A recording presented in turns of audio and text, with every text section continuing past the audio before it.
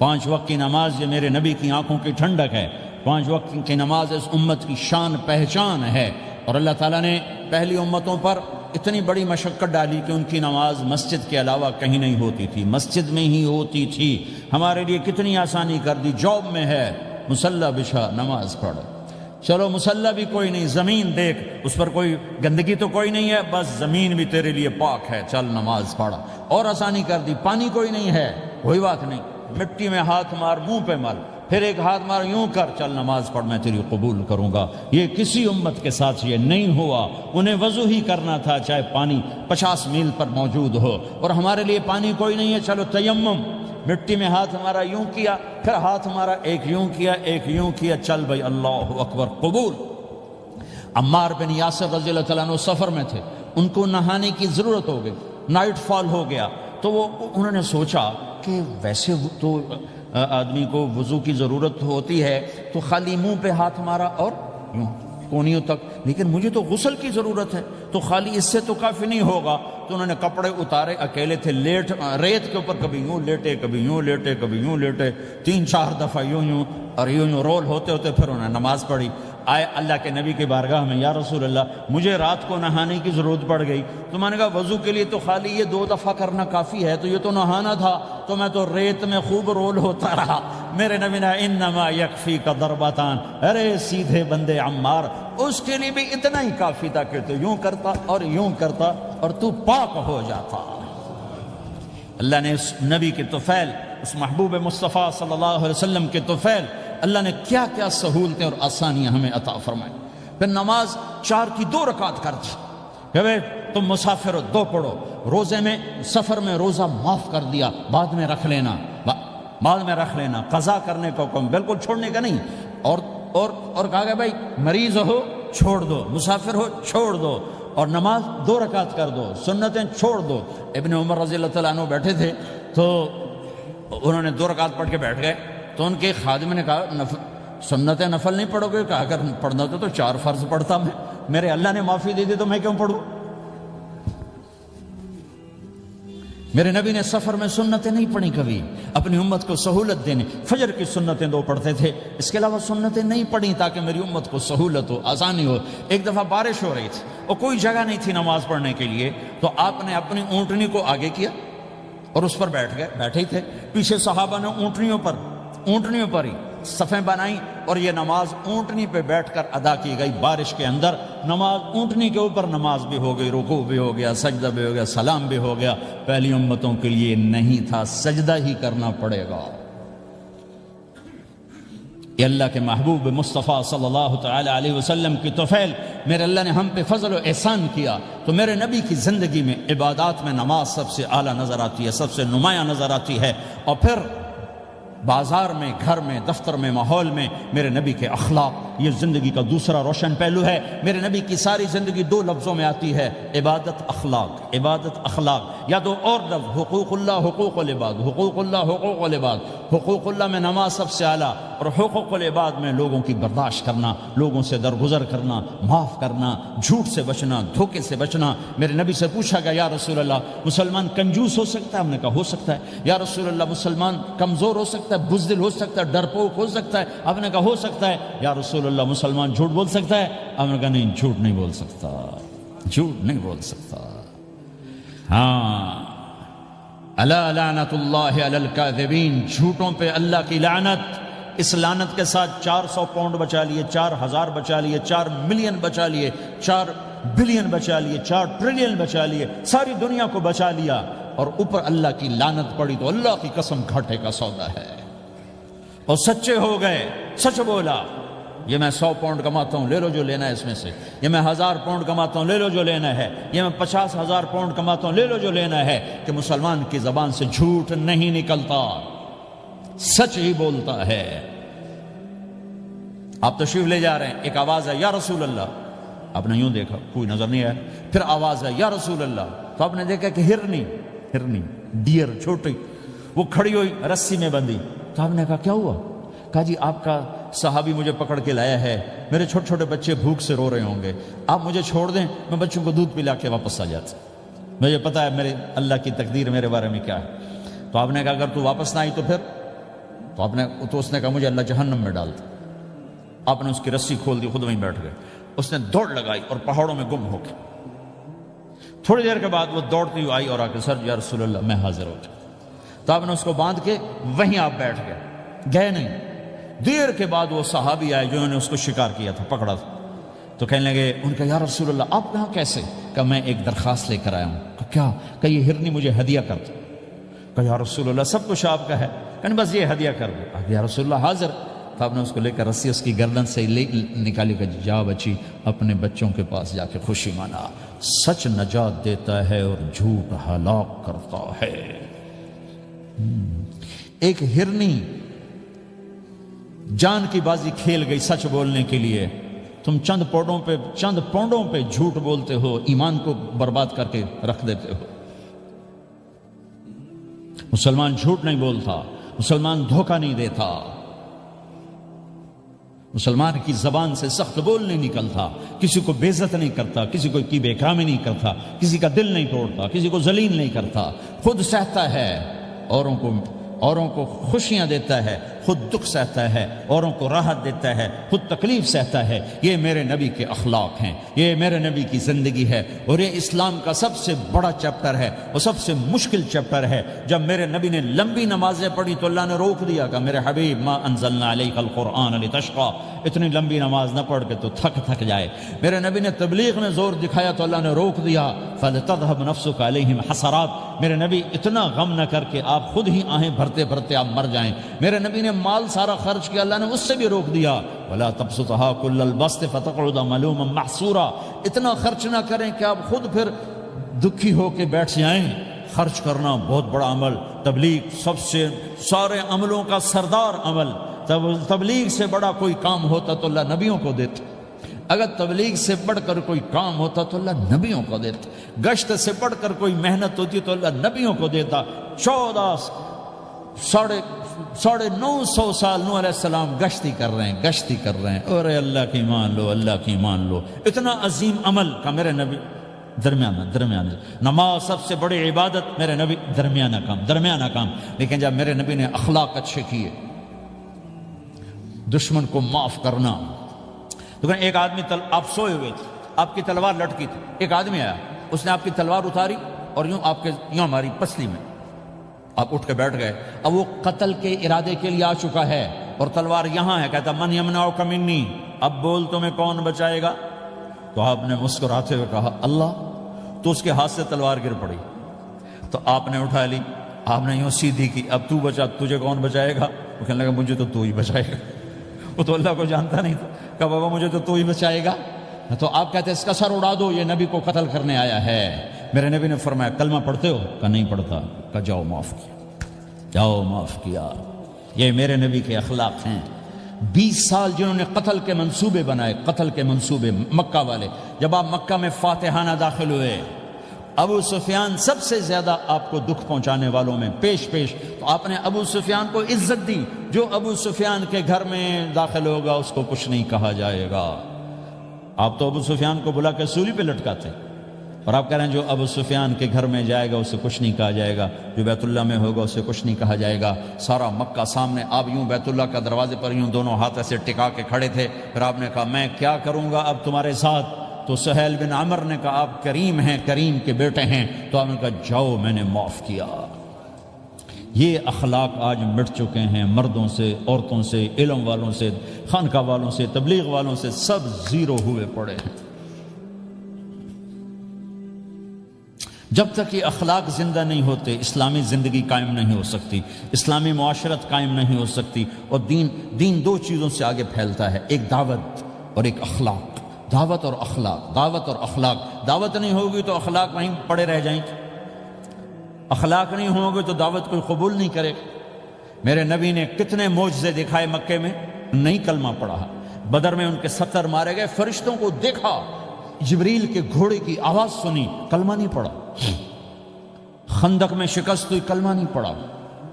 پانی نکلتے دیکھا، انگلیوں سے کلمہ نہیں پڑھا۔ ایک بکرے کا ایک بازو پکایا، ایک بازو بکرے کا، ایک اگلا جو بازو تھا، اور 40 آدمیوں نے کھانا کھایا اور ایک بوٹی کم نہیں ہوئی، کلمہ نہیں پڑھا۔ لیکن جب میرے نبی نے کہا جاؤ معاف کیا تو سارے ہی کلمہ پڑ گئے کہ واقعہ یہ اخلاق نبی کے ہو سکتے۔ حنین کی جنگ میں جب بھاگے لوگ، شکست ہوئی، تو ایک صحابی کا بھاگتے ہوئے پاؤں ہمارے نبی کا پاؤں پر آیا، اور جوتا سخت تھا، تو آپ نے کہا اوجعتنی، اور آپ کے ہاتھ میں چھڑی تھی، آپ نے اس کو یوں ماری، کہا اوجعتنی، ارے تو نے مجھے کتنا زیادہ درد پہنچایا، دکھ پہنچایا۔ وہ بیچارے پگھل کے رہ گئے اور پریشان ہو گئے، اور فرماتے ہیں سارا دن میں پریشان، ساری رات پریشان کہ اللہ کے نبی کو میں نے تکلیف پہنچائی، اب میرا کیا بنے گا۔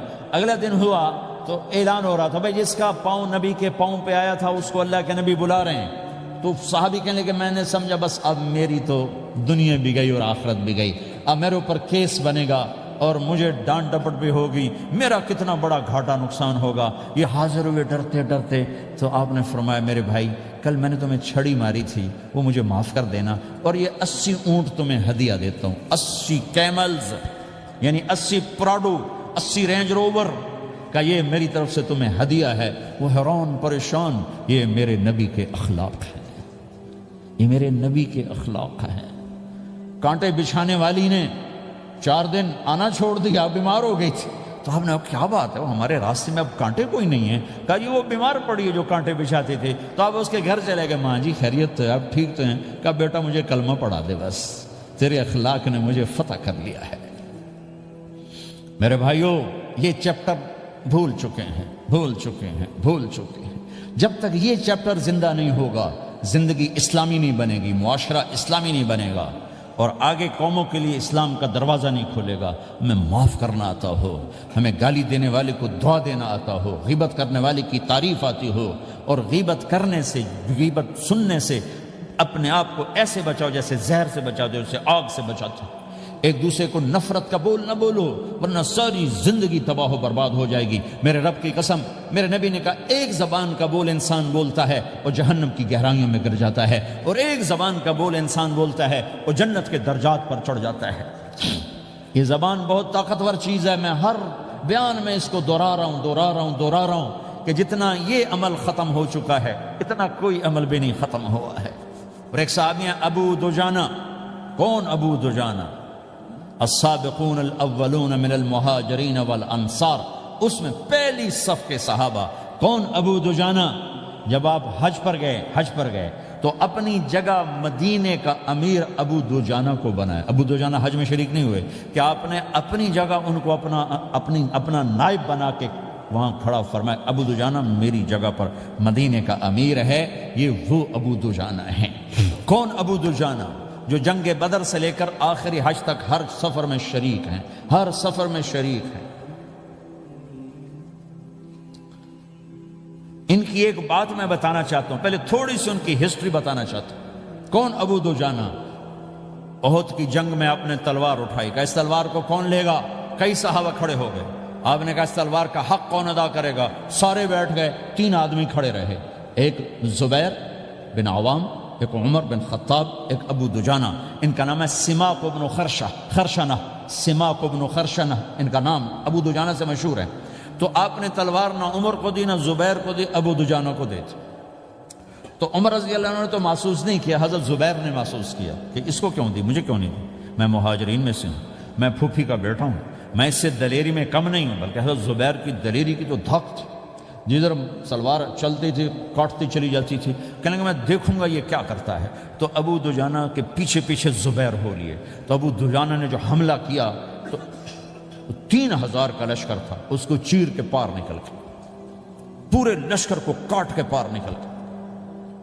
اور آگے عورتیں کھڑی تھیں جو مکے کے لشکر کو تیار کر رہی تھیں، نحن بنات طارق نمشی علی النمارق مشی القتل بوارق المسک فی المخالق المسک فی المفارق والدر فی المخالق ان تقبلوا نعانق وتدبروا نفارق فراق غیر وامق۔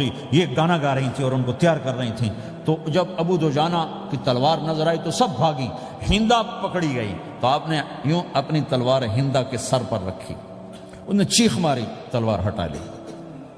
تو زبیر پیچھے پیچھے کہ کیا کیا ہے؟ جنگ میں اگر کوئی عورت حصہ لے اسے مارنا جائز ہے، ویسے جائز نہیں ہے، عورت کو، بچے کو، بوڑھے کو ہاتھ لگانا جائز نہیں ہے۔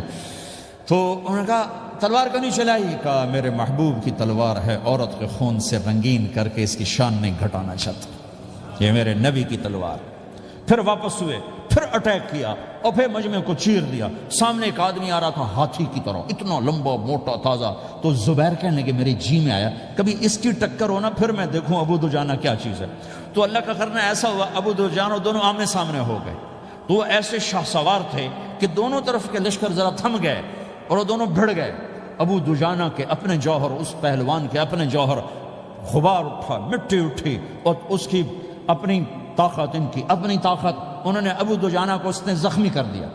ابو دجانہ نے جو جوش میں آ کے ماری تلوار، اس کو لگی یہاں، تو اتنی طاقت سے لگی کہ اس کے نیچے اتر کر 2 ٹکڑوں میں تقسیم کر دی۔ ماری تو ایک حصہ ادھر ایک حصہ، پھر یوں دیکھا اور اپنے چہرے سے لوہے کی ٹوپی اتاری، اما ترا انا ابو دجانہ، کیا دیکھ رہے ہو؟ میں ہوں ابو دجانہ، تلوار صحیح لی ہے میں نے، غلط نہیں لی۔ یہ ابو دجانہ ہیں۔ اور جب شکست ہو گئی احد کی جنگ میں، اور پھر 10-12 آدمیوں نے آپ کو گھیرے میں لیا ہوا تھا، ان میں ایک ابو بکر تھے، عمر تھے، علی تھے، طلحہ تھے، زبیر تھے، سعد بن ابی وقاص تھے، اور سہل بن حنیف تھے، عبادہ قتادہ بن نعمان تھے، اور ابو دجانہ تھے رضی اللہ تعالی عنہم۔ ان میں سے ایک ابو دجانہ بھی تھے، اور یمامہ کی جنگ میں ابو دجانہ شہید ہوئے، یمامہ کی جنگ میں شہید ہوئے۔ یہ ابو دجانہ کی تھوڑی سی سیرت آپ کے سامنے آئی ہے۔ اس کے بعد اب آپ ان کے قول کو سنو تاکہ اس کا وزن آپ کے سامنے آئے۔ یہ بدر کے شریک ہیں، اللہ کے نبی نے کہا بدر کا صحابی جو مرضی کرے بخشا گیا۔ یہ صلح حدیبیہ کے شریک ہیں، اللہ نے قرآن میں کہا لقد رضی اللہ، میں ان سے راضی ہو گیا۔ یہ صحابی ہیں، اللہ نے کہا کلا وعد اللہ الحسنى، اے میرا نبی تیرے ہر صحابی کے لیے جنت کا وعدہ ہے۔ اور اب یہ کیا کہتے ہیں؟ یہ کیا کہتے ہیں لوگو؟ ان ارجع عملی عند، لوگو میرے پاس، ابو دجانہ میرے پاس بخشش کا سب سے بڑا عمل جانتے ہو کیا ہے؟ بدر نہیں، احد نہیں، حدیبیہ نہیں، خندق نہیں، خیبر نہیں، فتح مکہ نہیں، آخری حج نہیں، کیا ہے؟ کیا ہے لوگو؟ ان ارجع عملی عندی، میرے پاس آخرت میں بخشش کا سب سے بڑا عمل بس ایک ہے کہ ما آذیت احدا باللسان، میں نے اپنی زبان سے کبھی کسی کو دکھ نہیں پہنچایا۔ ولا اجد فی قلبی غلا لاحد، اور میرے دل میں کسی کے لیے بغض کوئی نہیں ہے، بس یہ میری بخشش کا عمل ہے۔ تو بھائیو، نبی کے اخلاق میں 2 چیزیں لے لو، ایک زبان سے کسی کو دکھ نہ دو، ایک دل میں کسی کا بغض نہ رکھو۔ اللہ کی قسم بغیر حساب کتاب کے جنت میں جاؤ گے۔ بڑے بڑے جنید بغدادی اور بڑے بڑے معرفت والے تمہیں دیکھتے رہ جائیں گے، تمہاری رفتار اتنی تیز ہوگی کہ تمہیں وہی پکڑ سکے گا جس کا یہ 2 عمل تم سے زیادہ اچھا ہوگا۔ جس روڈ پہ رش ہوتا آپ وہاں سے گاڑی ہٹا لیتے ہو، ادھر نہیں جانا، ادھر رش ہے، وہ سائن وغیرہ آپ کو آ جاتے ہیں کہ بھائی ادھر بلاک ہے، ادھر نہیں جانا، ادھر جانا ہے۔ تو جہاں روڈ پہ رش ہوتا ہے تو قیمتی سے قیمتی گاڑی کی رفتار بھی آہستہ ہو جاتی ہے، اور جہاں روڈ خالی ہوتا ہے تو پرانی گاڑی بھی بھاگے جا رہی ہوتی۔ ہمارے یہاں پرانی گاڑی ہوتی ہے نا، پرانی بسوں کے پیچھے لکھا ہوتا ہے نہ انجن کی خوبی نہ ڈرائیور کا کمال، خدا کے سہارے چلی جا رہی ہے۔ اور جس کے پاس ایسی گاڑی ہو، نہ انجن کی خوبی نہ ڈرائیور کا کمال، تو اگر اس کو روڈ خالی مل جائے تو وہ تو مرسیڈیز والے سے پہلے پہنچے گا، رینج روور والے سے پہلے پہنچے گا، بینٹلی والے سے پہلے پہنچے گا، روز رائز والے سے پہلے پہنچے گا، جو وہ تو پھنسی کھڑی اور اس کا روڈ ہی خالی ہے۔ تو میرے بھائیو، یہ میں ایک مثال دیتا ہوں، عبادات کی روڈ پہ بہت رش ہے، نمازی بے شمار ہیں، روزے دار بے شمار ہیں، عمرے والے بے شمار ہیں، حج والے بے شمار ہیں، اور تہجد گزار بے شمار ہیں، علماء بے شمار ہیں، حافظ بے شمار ہیں، ذکر والے بے شمار ہیں، بہت رش ہے، تبلیغ والے بے شمار ہیں، لیکن جو اخلاق والا روڈ ہے نا، یہ خالی پڑا ہے۔ اس پہ موٹر زوکی پہ چڑھ کے آ جاؤ تو سب سے آگے نکل جاؤ، سائیکل پہ چڑھ کے آ جاؤ تو سب سے آگے نکل جاؤ، کہ روڈ ہی خالی ہے، اخلاق کا روڈ خالی ہے۔